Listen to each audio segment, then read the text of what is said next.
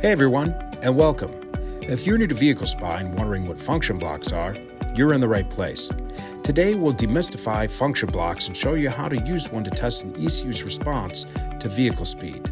So what exactly is a function block?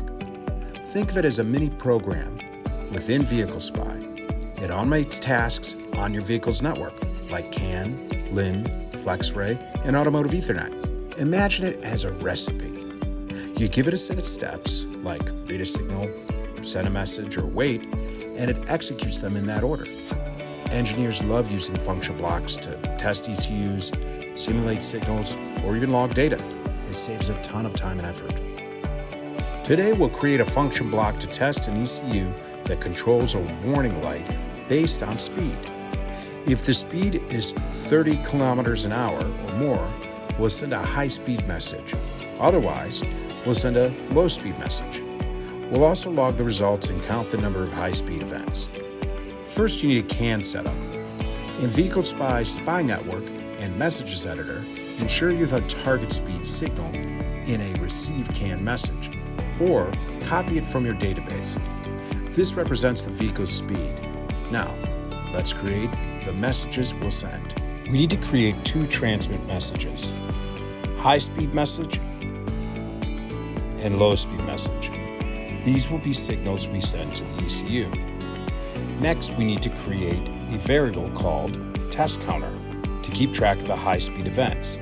Go to Scripting and Automation and select Application Signals and add a new signal. Name it test counter. Set the value type to a general purpose variable and start with an initial value of 0. Now, let's build our function block. In Scripting and Automation, select Function Blocks and add a script type function block. Let's name it Speed Test. Now, we'll add the steps to check the speed and send our messages. First, we need to read the target speed value. Add an if step.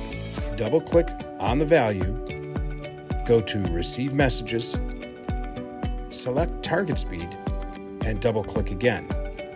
We'll add the condition greater than and equal to 30. If the speed meets this condition, we'll transmit the high-speed message. Next, we transmit the high-speed message by selecting Transmit, Action, and choose the message we created earlier. Then, we'll increment our test counter. We'll add Set Value step, select Test Counter from Application Signals, and add +1 to the expression. Then we'll add a wait for action set to 1 second. This adds a small delay. If the speed is not greater than or equal to 30, we'll use an else action. Here, we'll transmit the low speed message and also wait for 1 second.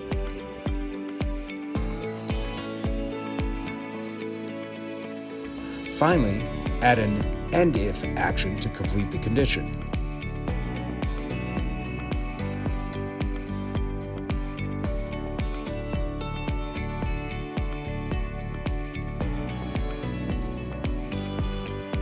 Let's log our data to a CSV file.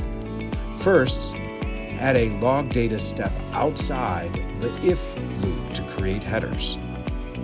Double-click value and enter time, high, _speed, _message, Set the log type to file.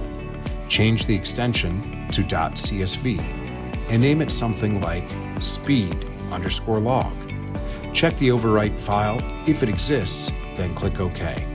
Now, after the if, add another log data step to log the actual data.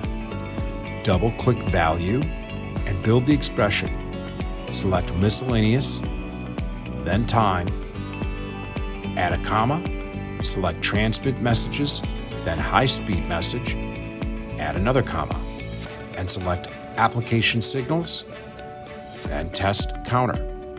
Select evaluate as text checkbox and click OK. Use the same file name, speed_log.csv, check overwrite file if it exists, and click OK. To keep the script running, add a jump to action outside the end if. Set it to jump to step 2, the speed check.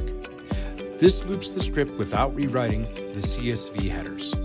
Now you have completed your first function block script. Just hit the button and let your script run either through simulation or with Intrepid hardware connected. To review the CSV file, hit the Data button on the top left and find your CSV file. Review the results. To learn more about Vehicle Spy function blocks, please visit our documentation or contact us at intrepidcs.com.